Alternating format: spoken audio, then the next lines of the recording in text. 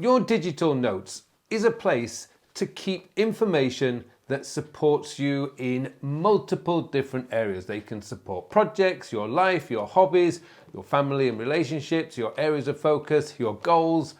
So much can be kept in your notes, and yet it's probably the one productivity tool that you don't need to obsess over keeping organized and clean. The key to a good notes system is that when you need something, you can find it very, very quickly. Now that involves search and a little bit of structure. And so in this week's video, I want to share with you how I organize my notes so that you may get some ideas about how best to organize your own. So let's get started. Okay, so what I'm going to do is I'm going to take you into my Evernote. Now I use Evernote as my note-taking system. Today, it doesn't matter what notes app you use. What we're talking about is how I structure my notes, which may give you some ideas on how you could get the best out of your own notes app of choice. So you could be using Notion, you could be using Apple Notes or OneNote or Nimbus, I think it's called. So it doesn't really matter what notes app you're using. All that matters is I'm going to show you how to get the best structure into your notes. So we'll start off here and you can see my notebook structure. Now the way that Evernote works is that we have stacks, which is the highest level. Then we have notebooks and then we have notes. Now if you're using OneNote, that's going to be notebooks, sections and pages. And if you're going to use something like Apple Notes, that's going to be folders, subfolders and notes. I know, everyone has their own name for it, doesn't really matter. It's 3 levels. That's all you really want to be thinking about. These are the 3 levels. So in Evernote, in my case, I've got stacks, notebooks and notes. Now, right up at the top, I always have my inbox. Now, the way that Evernote does this is I have to use numbers. That doesn't matter really because this is just the structure. So I've got 00, which is actually puts my inbox up at the top. Then I've got my goals, my areas of focus, projects, resources, and archive. And what I want to do is just go through how these are working. Now, one little caveat here is I do break my own rules. Aren't rules supposed to be broken? And you'll notice that I have current online courses because these are notebooks and I update my courses quite frequently, perhaps once every 1 or 2 years. So I like to keep them very easily accessible when it comes to planning out how I'm going to update a course. But that's the only exception to my little structure here. Now my structure is called GAPRA. So you'll notice it's goals, areas of focus, projects, resources, and archive. Now the thing about that is it is based on Tiago Forte's Para, but what I found was I wanted to create something that was a little bit more hierarchical. And what I mean by that is, for me personally, and perhaps for you, my goals are where I want to keep my focus. So they're at the top of my list so that I can decide whenever I'm doing my weekly planning, that's right up at the top. I've kind of got a nice little workflow going here where I start looking at goals, then areas of focus, projects, and then resources I really support. Now, what I really would like to point out is you do have 2 types of notebooks. You have an active notebooks and you've got passive notebooks. Your active notebooks are going to be possibly your goals because you're updating, you're tracking, and I'll show you that in a moment. Your projects because they're moving pretty much every single day, and your resources because that's the key information that you need to support your hobbies, your lifestyle, whatever it is, but that's where you would put your resources. Archive areas of focus, they're what I call my passive notebooks. I don't need to go into them every single week or even every single day. Particularly the archive, I probably don't go into at all in a year. And my areas of focus, that's just for reviewing to make sure that I am moving in the right direction to become the person I want to become. So if we take a look at my goals, inbox is just a collecting box, but if we look at my goals here, for example, so I'm going to open up this and go into my personal goals. I have two. I have a savings tracker for how I'm going to save this, how much money I'm going to save each month. Now, I should point out, I did put this at the bottom just so that you don't think, wow, he's earning a lot of money. 500,000 Korean won is round about 470 US dollars, roughly, somewhere in that region. So I'm trying to save the equivalent of $500 a month. So this is where I'm keeping track of this. It's just a really simple table that I keep in my Evernote. And then I've got my tracker. Now, this is my weight tracker because the other goal that I have, so I only have two personal goals this year. My personal goal is to reach 80 kilograms by my birthday, which is the 22nd of July. And this is how I'm tracking. And well, I don't know. It's touch and go right now. I have reduced my weight by just about 1.5 kilograms so far this year. It's been cold. I didn't want to go outside. Anyway, I've still got time and I've put my effort and focus into this. I'm going to do this. Now, the reason why this is at the top is every Wednesday I take my weight. I have taken it already today. And I can actually then just add the numbers in there. And every week when I do my weekly planning, I look at this and go, oh, come on, we're going to do this. So the savings tracker is actually quite easy because that's just monthly. It's I just have to send it through the app. This is the one that's really causing me. But it's great because it's always at the top of my projects list. And you know, every time I come into this, I always look at it and go, yes, come on. My areas of focus focuses on the 8 areas of focus that we all share. We all have these areas of focus, and they start with career and business, family, finances, health and fitness, lifestyle, personal experiences, personal development, purpose and spirituality. Now, I've done a lot of videos on this. I even have a course on areas of focus. Once you've established what these are, everything else becomes easy because this gives you your way of prioritizing your life. It prioritizes your tasks. It prioritizes pretty much everything going on. Now, while we share the 8 areas of focus, the thing is how we define what each one means to us will be different for each person. But those are the 8 areas of focus. I essentially basically keep my statement in there and what I need to do in order to become the person I want to be on these various areas of focus. So those are the areas of focus. Now, when it comes to my projects, I don't actually have a great deal of projects at the moment because my book, Your Time, Your Way, is going to be taking up a lot of my time over this quarter.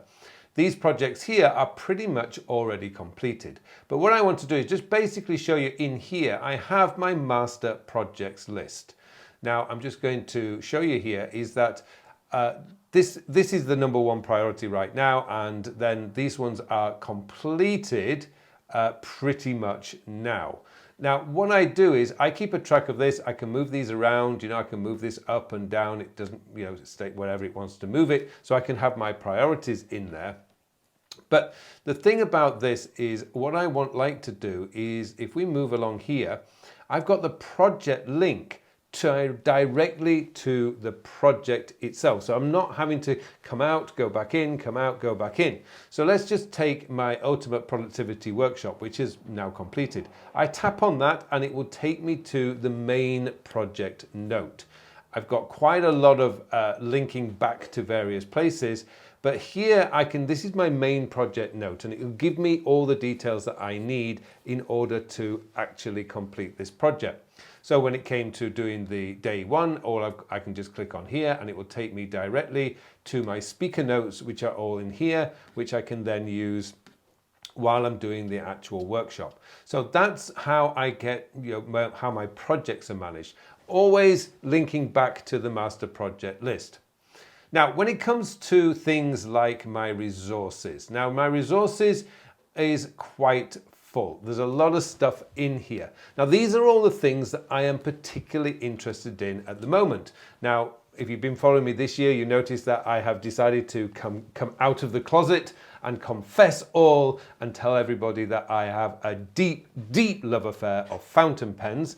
And this is my notebook where I keep details about the best notebooks for fountain pens, and perhaps pens that I want to come back to. So if I go into this particular project, it's mainly notebooks, but it's also like pens like the Meisterstück from Mont Blanc.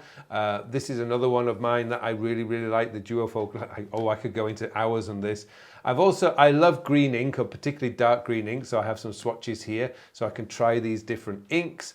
There's a lot of stuff that I keep in here, and also because I love the diaries, particularly the patinaed ones, leather ones. So I've got the full details of the Grail diary from Indiana Jones. This is just a fascinating story that you can go through, and I absolutely love that. So you can get the history, everything about this book, even though it was just a prop in a movie. So I keep all sorts of things inside this particular notebook, and all sorts of things down here. Productivity or issues that I may want to include in a book or a blog post.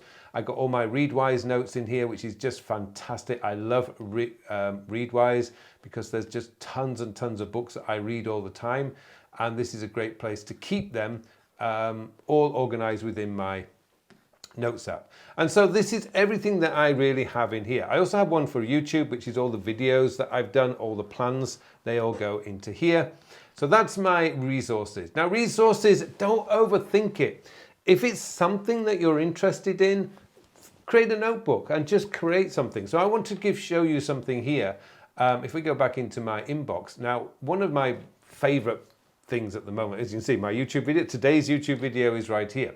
But one of the things that I really love is people's desks, particularly 1950s, 1960s, and 1970s, because the desks were beautiful. They weren't minimalist, boring things that don't inspire you. This is Winston Churchill's desk. I just find it so interesting to see what does he keep on it. It's like it's his personal space. So when I've got a note like this, I know I've got from the desk of. I have a note. So I also probably have a tag for Winston Churchill. I know I do. Do I don't? No, I don't. So I'm just going to create a tag for Winston Churchill because I know that I will keep stuff on Winston Churchill. And I'm just going to move that to my pen and paper. So, sorry, but from the desk off. So I know I've got a notebook called From the Desk Of because this is where I keep all those images. And boom, it's done. So these are the kind of things you can just create really quick because I know my resources are quite active. I'm always throwing stuff in there and it's great to do. Next up is the archive. Now the archive is not a step away from your trash can because the archive is a rich resource of inspiring things that you've been interested in the past. Maybe not active today, but who knows? Now, if you notice here, I've got the notebooks because of the way Evernote works. I can't throw notebooks unless I create a stack for each year, which I'm not prepared to do. I only want one stack. So these are all for, these year ones here you'll see are all for individual notes that I've collected. It may be a quote, it may be something like that, and I can throw it in there. The notebooks, well, this is all the stuff that I've just basically collected. So my UPW, when I went to Tony Robbins's Unleash the Power Within in Singapore in 2019, I have all my notes, hotel bookings, everything is in there. And that's from like, well, we're 2024 now, so that's going to be from 5 years ago.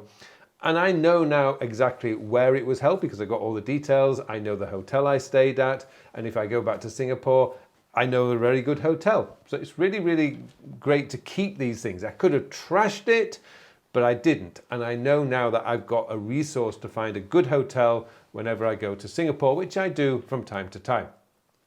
So you'll see that I keep all sorts of things in here, which are just no longer active, but I don't want to throw away. And again, don't overthink this. If you're not sure, archive it. If you're absolutely sure you're never going to come back to it, then delete it. It's entirely up to you. And that's it. That's how I structure my notes. It's basically a system I call GAPRA. The reason I don't use Para is simply because I prefer to have a hierarchical structure. For me, my goals are number one because I want to stay focused on those throughout the year. My areas of focus are deeply important to me because that's my whole life, if you like. The kind of the person I want to be, the lifestyle I want to live, the things I want to learn, the career I want to have, and also the way I want to be a husband, a brother, a son. These are the things that I really want to keep focused on, so I keep them at the top of my list. The other thing, and before I finish this video, the other thing I really want to stress is you want to be learning how to search your notes, because if you don't, what's going to happen is you're going to be going in and out of these folders looking for stuff. All Notes apps have brilliant search, and Evernote has search up here. You just click on that button. There's keyboard shortcuts. There's a lot you can do to go and find your notes. And the way that notes are structured these days, Notes app today, you can search for keywords, tags, titles, pretty much anything. Learn the search in your notes. It will save you a ton of time.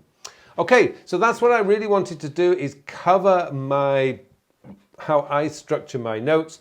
I did a video last week also on notes, which if you really want to learn a little bit more about the purpose of notes and also the key parts of provenance, categories and series, then I suggest this video up here is the next video you watch.